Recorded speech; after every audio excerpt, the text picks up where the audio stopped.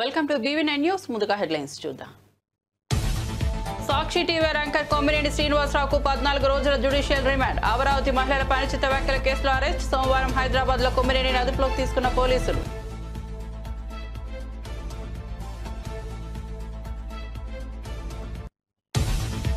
మోదీ పాలనపై అవినీతి ఆరోపణలే లేవన్న కిషన్ రెడ్డి. పేదల సంక్షేమానికి కట్టుబడి పనిచేస్తోందని కేంద్ర మంత్రి వెల్లడి. మోదీ నేతృత్వంలో దేశ అభివృద్ధి వేగంగా సాగుతోందని అభిప్రాయం.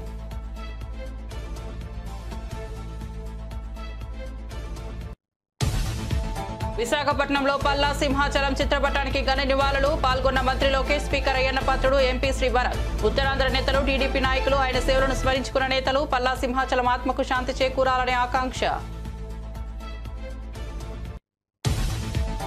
బోనాల ఏర్పాట్లపై మంత్రుల సమీక్షా సమావేశం. పండుగను వైభవంగా నిర్వహించాలంటూ అధికారులకు ఆదేశాలు. బోనాల కోసం ఇప్పటి వరకు 20 కోట్ల విడుదల. ప్రజలకు అసౌకర్యం లేకుండా అన్ని శాఖల సమన్వయంతో పనిచేయాలంటూ సూచన.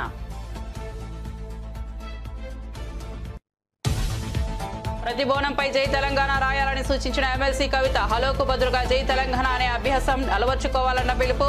రాష్ట్ర అస్మితను కాపాడుకోవాల్సిన బాధ్యత మనందరిదంటూ వ్యాఖ్య. బస్సు ఛార్జీల పెంపుపై తెలంగాణ జాగృతి ఉద్యమానికి సిద్ధమవుతోందని వెల్లడి. సజ్జల వ్యాఖ్యలపై షర్మిల ఘాటుగా స్పందన. మహిళలను పిశాచులతో పోలుస్తారా అంటూ ఆగ్రహం. వైసీపీ తప్పుడు ప్రచారం చేస్తోందని ఆరోపణ. జగన్ కు తన చెల్లి మీద కూడా మర్యాద లేదు అంటూ విమర్శ.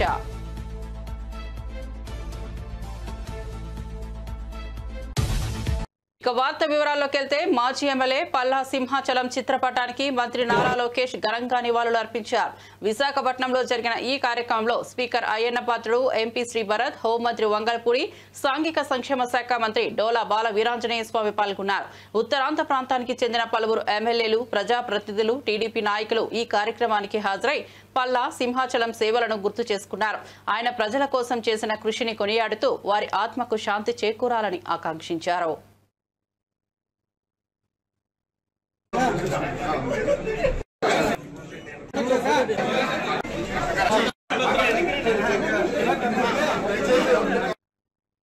సీనియర్ జర్నలిస్ట్ కొమ్మినేని శ్రీనివాసరావు అరెస్టుపై తీవ్రంగా స్పందించిన వైఎస్ఆర్సీపీ అధికార ప్రతినిధి కోరుముట్ల శ్రీనివాసులు ఈ అరెస్టు పూర్తిగా అక్రమమని, ముందస్తు నోటీసు లేకుండా ఎలా అరెస్టు చేస్తారని ప్రశ్నించారు. తాడేపల్లిలో మీడియాతో మాట్లాడిన ఆయన చర్చా వేదికలో జరిగిన విషయాలను రాజకీయంగా వాడుకుని కొమ్మినేని మాట్లాడిన మాటలను వక్రీకరించారని ఆరోపించారు. ప్రతిపక్ష గొంతును అణిచివేసేందుకు ప్రభుత్వం కక్ష సాధింపులో వ్యవహరిస్తోందన్నారు. అసలు అట్రాసిటీ కేసు ఎలా పెడతారని ఆయన ఆగ్రహం వ్యక్తం చేశారు. సోషల్ మీడియా చేస్తున్న ఇది మనందరూ కూడా ఏదో మనం కళ్ళారా చూస్తున్నాం.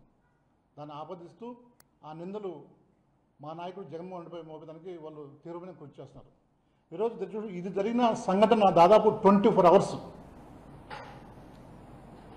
జనరల్గా ఏదంటే ఒక ఇన్సిడెంట్ జరిగినప్పుడు ఇమ్మీడియట్గా రియాక్షన్ ఉంటుంది. అంటే ఒక మనసు గాయమైనప్పుడు లేదంటే ఒక ఇబ్బంది అయినప్పుడు ఇమ్మీడియట్గా ఉంటుంది. కానీ ఈ విషయంలో దాదాపు 24 అవర్స్ తర్వాత ఒక రోజు తర్వాత ప్రీ ప్లాన్గా ఇక్కడ నుంచి టీడీపీ నాయకుడు అక్కడ తన గురించి వాళ్ళకు సంబంధించిన వ్యక్తులతో లీక్ చేయడము, తర్వాత ఇంకొక కూటమి నాయకుడు దాన్ని ట్వీట్ చేయడము, తర్వాత స్వయంగా చంద్రబాబు నాయుడు గారు దీనిపైన మేము యాక్షన్ తీసుకోవడం అనడం అనేది. కృష్ణరాజు గారు చేసిన వ్యాఖ్యలు దీన్ని టోటల్గా సాక్షి పేపర్కు, సాక్షి టీవీకి, వైఎస్ఆర్సీపీ అధ్యక్షుడు జగన్మోహన్ రెడ్డి పైన నెట్టడం ఎంతవరకు అది భావ్యము, ఎంతవరకు అది న్యాయమని కూడా వాళ్ళు ఒకసారి అంతరాత్మ ప్రశ్నించుకోవాలి. ఈరోజు మనం చూస్తున్నాం, ఈరోజు కొమ్మినేని పైన పెట్టిన కేసులు దాదాపు 8 సెక్షన్లు 196, 356, 299, 61 ఇవన్నీ కూడా రెలవెంట్ కేసులు కాదు. జనరల్గా గతంలో ఐపీసీ, సిఆర్పిసి ఉండేవి. ఇప్పుడు సెక్షన్లు బిఎన్ఎస్ అన్నీ కూడా దీంట్లో యాడ్ చేసి, అంటే రెలివెంట్ కాని సెక్షన్లు కొమ్మినేని శ్రీనివాస్ పైన పెట్టి ఆయన అక్రమ అరెస్టు చేసి టోటల్గా ఏదైతే ఉందో ఈ యొక్క ప్రెస్ను మొత్తం టోటల్గా బదనాం చేసే పరిస్థితి ఈరోజు తెలుగుదేశం పార్టీ కూటమి చేస్తున్నారు. దానికి నిలువెత్తున సాక్ష్యం ఈ అరెస్ట్ అని కూడా మీకు తెలియజేస్తున్నాను. అదే కాకుండా ఈరోజు అమరావతిలో ఆయన ఎక్కడ క్వశ్చన్ దాన్ని ఎక్కడ క్వశ్చన్ కూడా రైజ్ కాలేదు. ఆయన చెప్పింది కూడా వాళ్ళు జరిగిన డిబేట్ కూడా ఎక్కడో ఇండియన్ అనాలిసిస్ సుధాకర్ రెడ్డి ఉడుమల ఆయన చేసిన అదే ఆయన ఎక్కడంటే వాట్ ఈజ్ హీ అంటే ఇన్వెస్టిగేషన్ ఆఫీసర్. అతను ఒక ఇన్వెస్టిగేషన్ టైమ్స్ ఆఫ్ ఇండియాలో అతను సీనియర్ జర్నలిస్టు. అక్కడ అనాలిసిస్ తీసుకున్నాడు, ఇండియాలో ఈ విధంగా ఉన్నాయని చెప్పిన దాన్ని కృష్ణరాజు మాట్లాడిన తీరు సాక్షిలో డిబేట్లో నిజంగా కొమ్మినేని శ్రీనివాస్ తను ఖండించాడు. మీరు గమనించారు లేదో, తెలుగుదేశం మిత్రులు కానీ పోలీసు యంత్రం కానీ చాలా కూడా అబ్జర్వ్ చేయాలి, దాని రిపోర్ట్స్ తెప్పించుకోండి. గతంలో ఎన్టీవీలో ఉన్నప్పుడు కూడా అతను చాలా క్లీన్గా ఉండే వ్యక్తి. చంద్రబాబు నాయుడు అతని పైన కుట్ర పన్ని ఎన్టీవీలో కూడా అతను తీసేసి పక్కన పెట్టేసినాడు. ఈరోజు సాక్షిలో ఈరోజు ప్రభుత్వ వైఫల్యాలను ఎండగడుతూ, ప్రభుత్వం చేసిన అనేకమైన అరాచకాలను ఎండగడుతూ డిబేట్లో పాల్గొంటా ఉంటే ఏ విధంగా ఆ కక్ష చంద్రబాబు నాయుడుకు కంటిన్యూ చేస్తూ ఆయన ఇమ్మీడియట్గా అరెస్ట్ చేయాలి, లేకపోతే ఇబ్బంది అని చెప్పేసి ఉద్దేశంతో పైగా ఏడాది ఈ నెల 12వ తేదీ కూటమి ప్రభుత్వం నుంచి కరెక్ట్గా సంవత్సరం అయింది, ఒక ఏడాది. ఈ ఏడాదిలో ప్రజలు ఏ విధంగా డైవర్ట్ చేయాలా, ఏ విధంగా దీన్ని మార్చాలనే లైన్తోనే ఈరోజు కొమ్మినేని అరెస్ట్ అనేది చాలా క్లియర్గా అర్థమవుతుంది. ఈరోజు మీరు ఇచ్చిన సంక్షేమ పథకాలు, ప్రజలకు ఇచ్చిన వాగ్దానాలు. తెలంగాణ రాష్ట్ర పండుగగా జరుపుకునే ఆషాఢ బోనాల నిర్వహణపై మంత్రులు పొన్నం ప్రభాకర్, కొండా సురేఖ సమీక్షా సమావేశం నిర్వహించారు. బోనాల పండుగను అత్యంత వైభవంగా శోభాయమానంగా నిర్వహించాలంటూ అధికారులను ఆదేశించారు. ఇప్పటి వరకు 20 కోట్లు విడుదల చేసినట్లు వెల్లడించారు. ప్రజలకు అసౌకర్యం కలగకుండా సకల ఏర్పాట్లు సమర్థంగా చేయాలని, అన్ని విభాగాలు సమన్వయంతో పనిచేయాలని సూచించారు. గోల్కొండ బోనాలతోటి తొలి బోనంతో ప్రారంభమయ్యే కార్యక్రమం మనకు ప్రధానమైనటువంటి 4 వారాల ఉజ్జయిని మహంకాళ అమ్మవారు, లాల్ దర్వాజా, పల్కంపేట్, దాని తర్వాత రంగం సంబంధించి అన్ని కార్యక్రమాలు మీకు తెలుసు. అంబారి మీద ఊరేగింపు, దాని తర్వాత పలహారాల బండి, ఇట్లా రకరకాల కార్యక్రమాలన్నీ కొనసాగుతాయి. వీటికి సంబంధించి పోయిన సంవత్సరం కూడా ప్రభుత్వం ద్వారా ముఖ్యమంత్రి రేవంత్ రెడ్డి గారి నాయకత్వంలో కొండా సురేఖ గారి చొరవతోటి 20 కోట్ల రూపాయలు కేటాయించడం జరిగింది. ఇప్పుడు కూడా ప్రిలిమినరీగా 20 crores రూపాయలు ఇచ్చినా మరి మంత్రి గారు ఇంకా ఎందుకంటే పోయినసారి కొన్ని నూతన దేవాలయాలను ఇంక్లూడ్ చేసుకున్నాం కాబట్టి మనం కొంత ఇబ్బంది పరిస్థితి ఉంది. ఇప్పుడు మళ్ళీ కంపల్సరీ మనం మ్యాండేటరీగా 10% ఇంక్రీజ్ చేయాల్సినటువంటిది అది ఉంది కాబట్టి దేవాలయానికి ఇచ్చేటువంటి సంబంధించిన చెక్స్ కానీ, ప్రిపరేషన్ కానీ, డిస్ట్రిబ్యూషన్ బిఫోర్ బోనాలకు సంబంధించి, ఎందుకంటే ఉత్సవాలు అయిన తర్వాత ఇంత లాభం లేదు కాబట్టి వాటికి సంబంధించిన ప్రిపరేషన్ రెవెన్యూ పరంగా కానీ ఎండోమెంట్ కోఆర్డినేషన్ తోటి ముందుగా కార్యక్రమాన్ని వెంటనే plan of action endowment and revenue ఇద్దరు కలిపి మిగతా వారి సహకారం తీసుకొని ఆ యొక్క కార్యక్రమం చేయాలని సందర్భంగా కోరుతా ఉన్నాం. అదేవిధంగా నేను ఇక్కడికి వచ్చిన ప్రతి ఉద్యోగి ఇది ఒక అమ్మవారి ఆశీర్వచనం కొరకు దొరుకుతున్నటువంటి అవకాశంగా భావించి బోనాల్లో సేవ చేసేటువంటి అవకాశం, బాధ్యత అనుకోకుండా ఇది డ్యూటీ అనేటువంటి మైండ్ కాకుండా ఒకటి సేవ చేస్తున్నాం అనేటువంటి ఒక ఫీలింగ్ గా సర్వీస్ చేసినట్టయితే తప్పకుండా మరి దీనికి సంబంధించినటువంటి ఒక కార్యక్రమం బాగా శుభంగా జరుగుతుంది. మరి యొక్క ప్రతి దేవాలయానికి సంబంధించి పెద్ద దేవాలయానికి కూడా పోయినసారి మనం రివ్యూ చేసినాం. మరి ఈసారి కూడా ప్రిన్సిపల్ సెక్రటరీ గారు మాన్కార్ ఉద్యోగికి సంబంధించినటువంటి డీటెయిల్ ప్రోగ్రామ్ ను, పల్కంపేట డీటెయిల్ ప్రోగ్రామ్ ను, అదే లాస్ట్ తర్వాత సింహానికి సంబంధించి కూడా డీటెయిల్ ప్రోగ్రామ్ ను, గోల్కొండను కూడా డీటెయిల్ గా ప్లాన్ ఆఫ్ యాక్షన్ లో కొంత డీటెయిల్ యాక్షన్ ప్లాన్ తయారు చేసింది. ఈ సందర్భంగా నేను విజ్ఞప్తి చేస్తాను. మనం 26వ తారీఖు జూన్ గోల్కొండ బోనాలతోటి తొలి బోనంతో తెలంగాణ ఆత్మగౌరవానికి ప్రతిబింబంగా ప్రతి బోనంపై జై తెలంగాణ అని రాయాలని సూచించిన ఎమ్మెల్సీ కల్వకుంట్ల కవిత ప్రజలు ఫోన్ ఎత్తినప్పుడు హలో అనే బదులు జై తెలంగాణ అనే అభ్యాసాన్ని అలవర్చుకోవాలని పిలుపునిచ్చారు.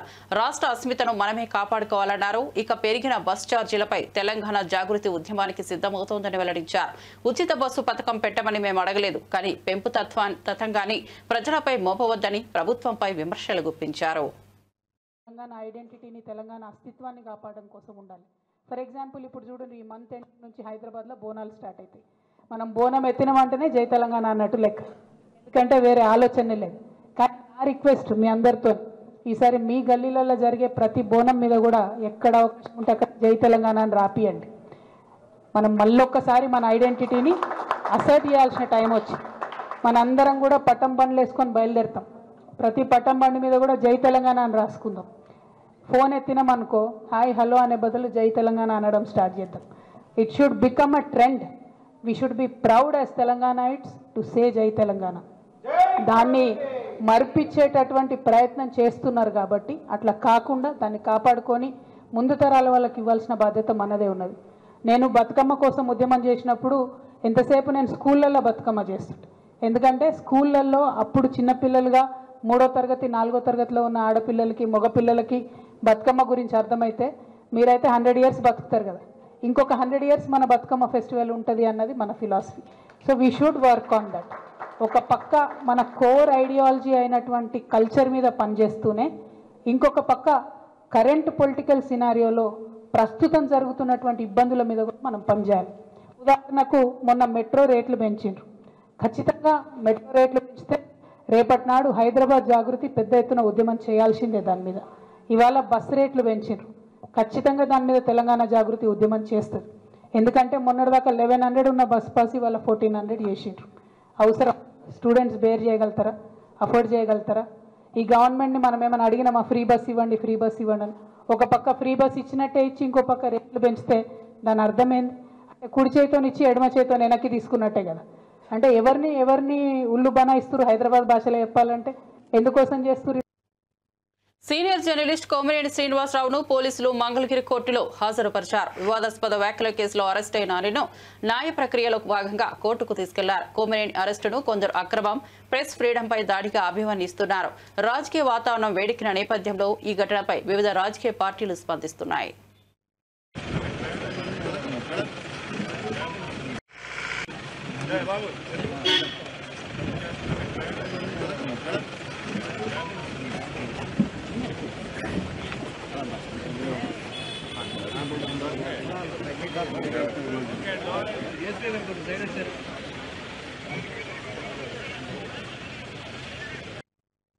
వైఎస్ఆర్సీపీ నాయకుడు సజ్జల రామకృష్ణారెడ్డి వ్యాఖ్యలపై వైఎస్ షర్మిల తీవ్రంగా స్పందించారు. మహిళలను పిశాచులతో పోలుస్తారా, రాక్షసులు అంటారా, సంఘ జాతి అంటూ అవమానిస్తారా అంటూ ఆగ్రహం వ్యక్తం చేశారు. చేసిన తప్పుకు క్షమాపణ చెప్పడంలో నామోషి ఎందుకు అని ప్రశ్నించిన ఆమె వైసీపీ తప్పే మళ్లీ చేస్తోందని, సైతాన్ సైన్యంతో తనపై తప్పుడు ప్రచారం చేసినట్లు మండిపడ్డారు. జగన్కు తన సొంత చెల్లి మీద కూడా మర్యాద ఉండటం లేదని వ్యాఖ్యానించారు. నిన్న సజ్జల రామకృష్ణ గారు మహిళలని ఏ మహిళలైతే కడుపు మంటకు గురై ఎలా అయితే వాళ్ళకు అవమానం కలిగించినట్టు భావించి ఎంతమంది అయితే ఉద్యమించారో వాళ్ళ మీద ద్వేషం చిమ్ముతూ సజ్జల గారు చేసిన వ్యాఖ్యలు, వారు పిశాచులని రాక్షసులాగా ప్రవర్తిస్తున్నారని, ఇంకా చాలా నీచంగా సంకర జాతి అని చాలా నీచంగా మాట్లాడటం జరిగింది. వాటిని కూడా కాంగ్రెస్ పార్టీ ఖండిస్తుంది. తప్పు చేసినప్పుడు క్షమించండి అని అడగడంలో నామోషి లేదు. అలా కాకుండా మూర్ఖుల్లాగా చేసిన తప్పే మళ్లీ చేస్తున్నారు. ఇది వైసీపీకి కొత్తేమీ కాదు. ఇదే సజ్జల రామకృష్ణ రెడ్డి కొడుకు కూడా భార్గవ గారు కూడా నన్ను కూడా వదిలిపెట్టకుండా నా మీద కూడా ఒక సైతాన్ సైన్యం సోషల్ మీడియా వేదికగా పనిచేశారు. రాజశేఖర రెడ్డి బిడ్డనని చూడలేదు, ఒక మహిళనని చూడలేదు, ఒక తల్లినని చూడలేదు. చాలా కించపరిచిన సందర్భాలు అనేకం. జగన్మోహన్ రెడ్డి గారు ఊత పదంలా చెప్తుంటారు, నా అక్క చెల్లెలు అని. మరి అలాంటప్పుడు జగన్మోహన్ రెడ్డి గారు ఆలోచన చేసుకోవాలి, వైసీపీ పార్టీ ఆలోచన చేసుకోవాలి. ఈ సొంత అక్క చెల్లెలకి మర్యాద లేదు. కనీసం రాష్ట్రంలో ఉన్న మహిళలు, మీకు ఓట్లేసిన మహిళలు, మిమ్మల్ని ఒకప్పుడు ముఖ్యమంత్రిని చేసిన మహిళలు, కనీసం వాళ్ళనన్నా గౌరవిస్తే మీకు రాజకీయాలలో భవిష్యత్తు ఉంటుంది, లేకపోతే అది కూడా మిగలదు. వరంగల్ జిల్లా వర్ధన్నపేటలో పోలీసులు దురుసుగా వ్యవహరించారని బాధితులు ఆరోపించారు. బండి ఆపలేదని ఓ వ్యక్తి ఎస్ఐ కొట్టడంతో పాటు వారి బైక్, సెల్ ఫోన్లు తీసుకెళ్లి కుటుంబాన్ని అడవిలో వదిలేశారని బాధితులు ఆవేదన. రాత్రంతా రోడ్డుపై కూర్చొని బోరును వినిపించామని తెలిపారు. బాధితుడి భార్య, పిల్లలు స్పందించి బాధ్యతాయుతంగా వ్యవహరించిన ఎస్ఐపై చర్యలు తీసుకోవాలని డిమాండ్ చేశారు.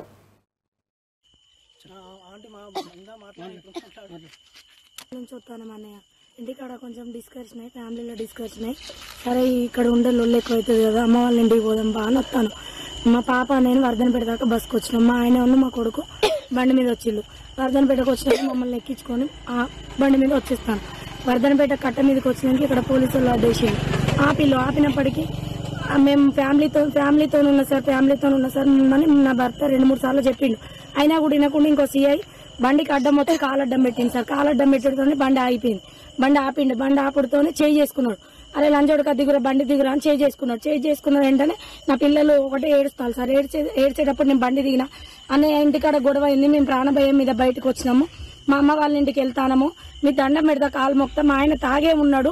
పిల్లలు ఏడుస్తాను అన్నయ్య మమ్మల్ని వదిలిపెట్టండి. మా తప్పు మేము ఒప్పుకుంటాం కదా అని చెప్పినా కూడా అట్లా కాదు ఇట్లా కాదని బండి తాళం గుంజుకున్నారు. మా ఆయన ఫోన్ గుంజుకున్నారు.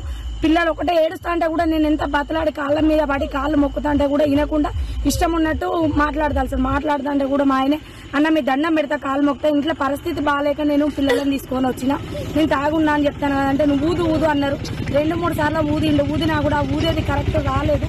రాకపోయేసరికి వాళ్ళు ఇష్టం ఉన్నట్టు చుట్టూ 4-5 పోలీసులు చుట్టూ ఉండి ఆయన మీద దౌర్జన్యం చేసి ఈ చీకట్లో ఈ కట్ట మీద మమ్మల్ని ఇక్కడ వదిలేసి 10 మంది వచ్చి ఎంత వాళ్ళ బండి వాళ్ళకి ఇచ్చేయండి, పిల్లలు ఉన్నారు, వాళ్ళ పిల్లలు ఏడుస్తారు, వాళ్ళ భార్య బతలాడుతుంది అని చెప్పినా కూడా వినకుండా మమ్మల్ని ఇక్కడ వదిలేసి మా ఫోన్ గుంజుకున్నారు. బండి తాళము, బండ్ల పైసలు ఉన్నాయి. బండి పట్టుకొని మమ్మల్ని ఇక్కడ నడి రోడ్డు మీద ఈ చీకట్లో వదిలిపెట్టి పోయిండు మమ్మల్ని. ప్రధానమంత్రి నరేంద్ర మోదీ 11 ఏళ్ల పాలనలో ఒక్క అవినీతి ఆరోపణ కూడా లేకపోవడం విశేషమని కేంద్ర మంత్రి కిషన్ రెడ్డి వ్యాఖ్యానించారు. ఎన్డీఏ ప్రభుత్వం పేదల సంక్షేమం, సమాజ అభివృద్ధిని లక్ష్యంగా పెట్టుకుని పనిచేస్తోందని చెప్పారు. మోదీ నాయకత్వంలో దేశం వేగంగా అభివృద్ధి చెందుతోందని పేర్కొన్నారు. కేంద్ర పథకాల ద్వారా ప్రజల జీవన ప్రమాణాలు మెరుగవుతున్నాయని తెలిపారు. అవినీతికి తావు లేకుండా దేశాన్ని ముందుకు తీసుకెళ్లడం మోదీకి సాధ్యమైందని పేర్కొంటూ ప్రజలు మళ్లీ మోదీ నాయకత్వాన్ని ఆశీర్వదిస్తున్నారని తెలిపారు.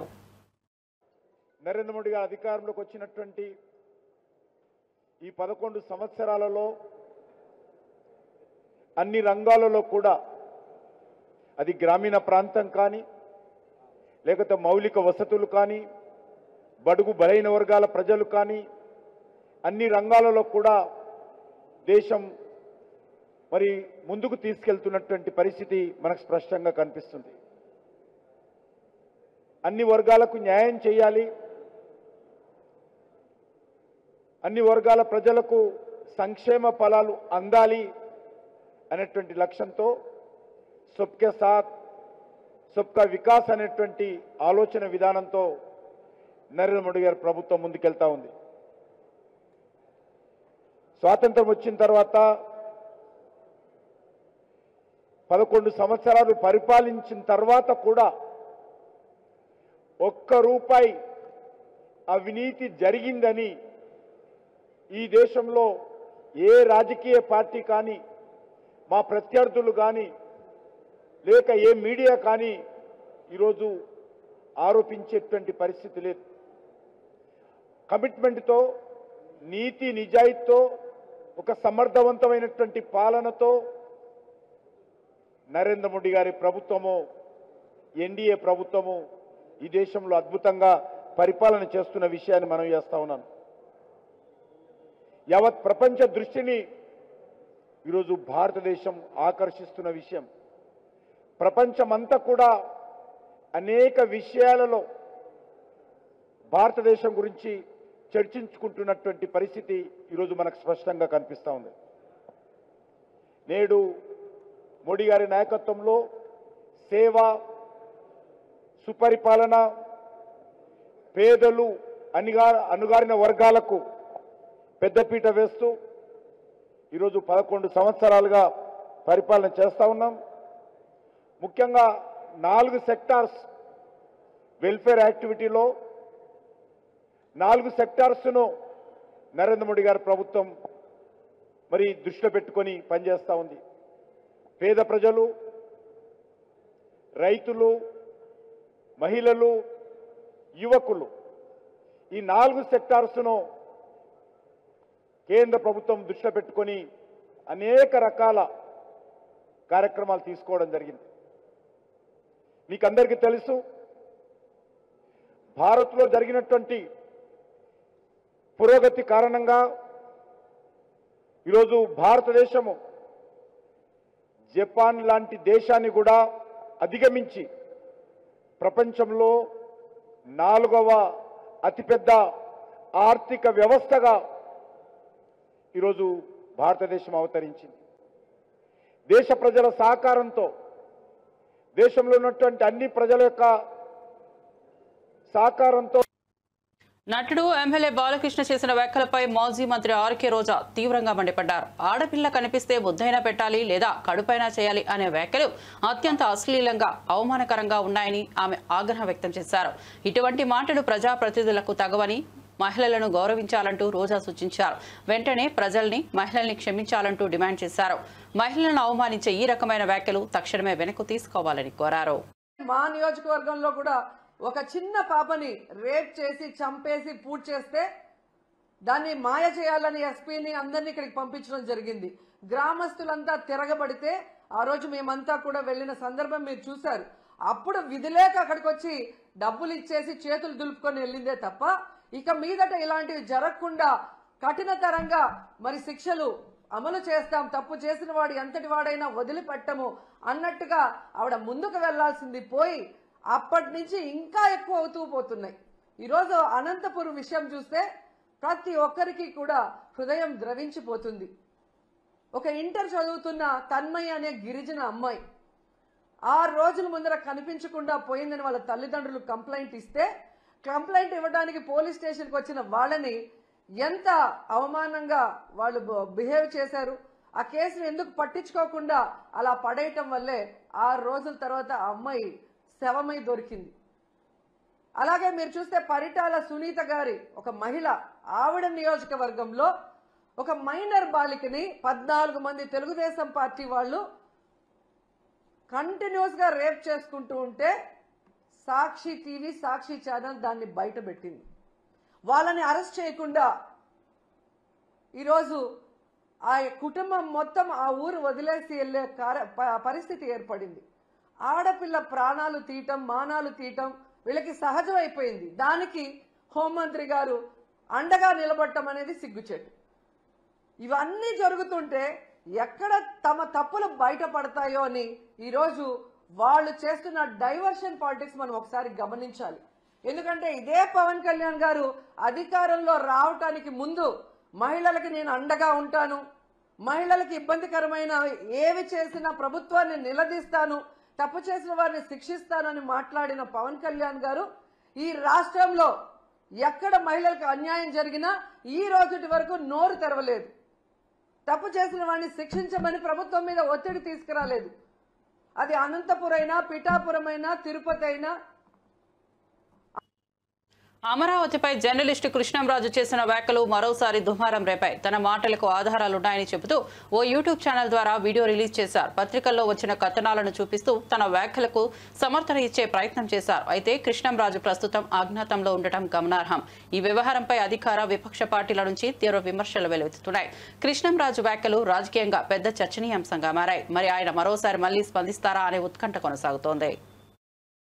సెక్స్ వర్కర్లు ఎక్కువగా ఉన్నారు అనేది ప్రభుత్వానికి కూడా తెలుసు.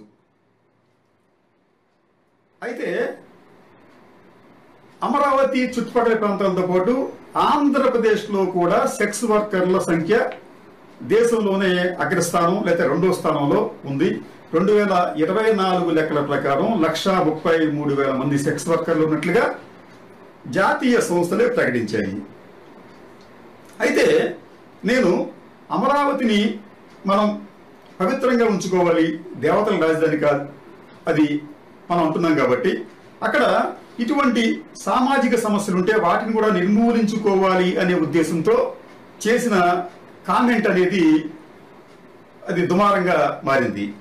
దీనికి సంబంధించి ఇప్పుడు మీకు కొన్ని క్లిప్పింగ్స్ చూపిస్తాను. ఒకటి, ఇది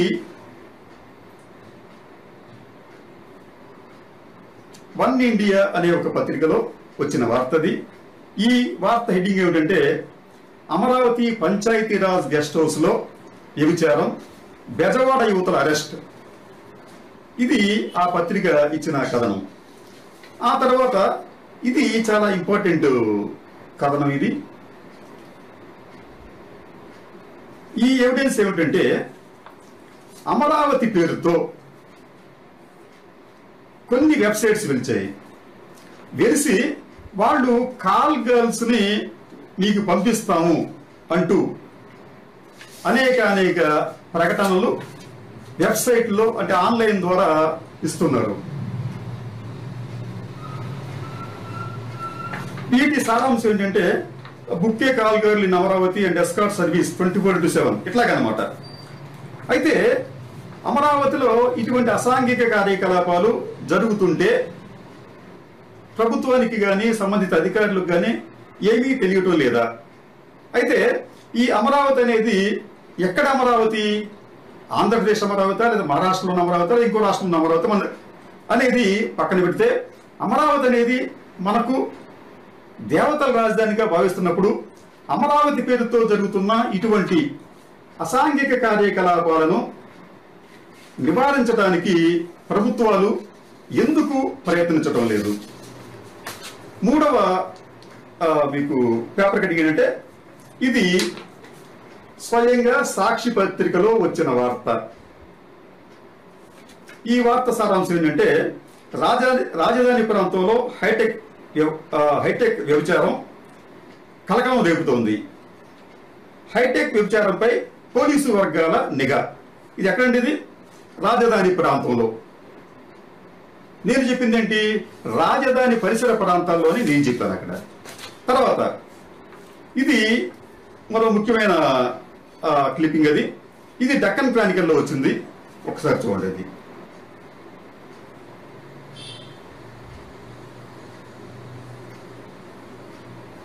ఈ డక్కన్ క్రానికల్ సారాంశం ఏంటంటే, ఈ పత్రిక ఇచ్చిన వ్యవస్థ సారాంశం అంటే, Amaravati turns capital for human trafficking.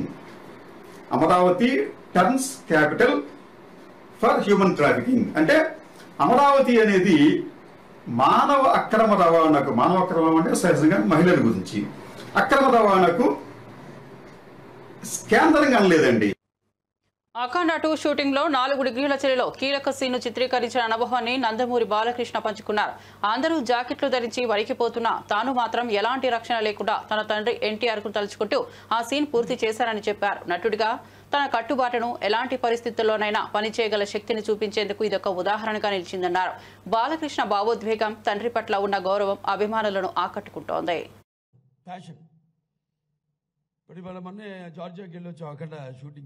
అక్కడ -4 టెంపరేచరు.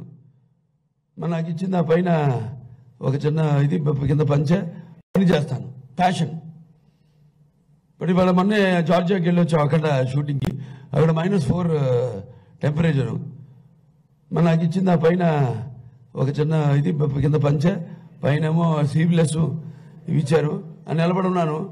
గాలి కొడతాం ఓ అని అందరూ జాకెట్లు వేసుకున్నాడు. అక్కడ జార్జియన్స్ కానీ మనవాళ్ళు కానీ అందరూ ఉడుకుతున్నారు. ఏంటంటే పిచ్చోళ్ళు బండ నేను నిలబడి ఉన్నాడు అలా అంటున్నాడు. ఆయన అలాగే నిలబడి ఉన్నారు. రండి అంటున్నారు. షార్ట్ మధ్యలో షాల్ వేసుకోండి అంటున్నారు. ఏం లేదు అక్కడ. అంతే ఆ క్యారెక్టర్. శివుడు ఆజ్ఞ లేనిదే ఒక చెమ కూడా కుట్టదంటారు. అలా ఒక ఇచ్చిన బాధ్యత అన్న నేను. అది నా పూర్వజన్మ సుకృతంగా భావిస్తాను నేను. ఎందుకంటే నాకు జన్మనిచ్చిన మా నాన్నగారి ఒక ప్రతిరూపాన్ని మీలో చూసుకుంటూ, నాలో మీరు చూసుకుంటూ, మరి యుగ పురుషుడు అలాగే పని చేస్తాను. ప్యాషన్. ఇప్పుడు ఇవాళ మొన్నే జార్జియాకి వెళ్ళొచ్చాం అక్కడ షూటింగ్కి. బులెటిన్ ముగించే ముందు హెడ్లైన్స్ మరోసారి చూద్దాం. సాక్షి టీవీ యాంకర్ కొమ్మినేని శ్రీనివాసరావుకు 14 రోజుల జ్యుడిషియల్ రిమాండ్. అమరావతి మహిళలపై అనుచిత వ్యాఖ్యల కేసులో అరెస్ట్. సోమవారం హైదరాబాద్ లో కొమ్మినేనిని అదుపులోకి తీసుకున్న పోలీసులు.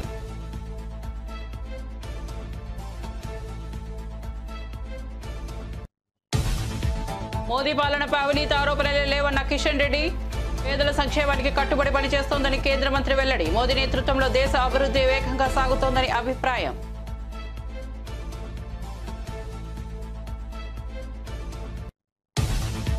విశాఖపట్నంలో పల్లా సింహాచలం చిత్రపటానికి ఘన నివాళులు. పాల్గొన్న మంత్రి లోకేష్, స్పీకర్ అయ్యన్న పాత్రుడు, ఎంపీ శ్రీ భరత్. ఉత్తరాంధ్ర నేతలు, టీడీపీ నాయకులు, ఆయన సేవలను స్మరించుకున్న నేతలు. పల్లా సింహాచలం ఆత్మకు శాంతి చేకూరాలనే ఆకాంక్ష. బోనాల ఏర్పాట్లపై మంత్రుల సమీక్షా సమావేశం. పండుగను వైభవంగా నిర్వహించాలంటూ అధికారులకు ఆదేశాలు. బోనాల కోసం ఇప్పటి వరకు 20 కోట్ల విడుదల. ప్రజలకు అసౌకర్యం లేకుండా అన్ని శాఖల సమన్వయంతో పనిచేయాలంటూ సూచన.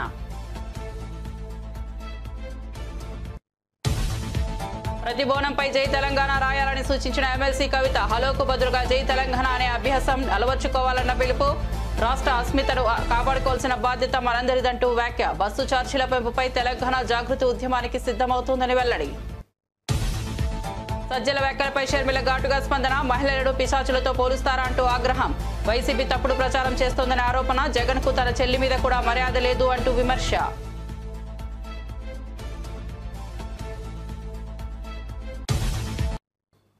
ఇవి బులెటిన్ విశేషాలు. చూస్తూనే ఉండండి BB9 న్యూస్.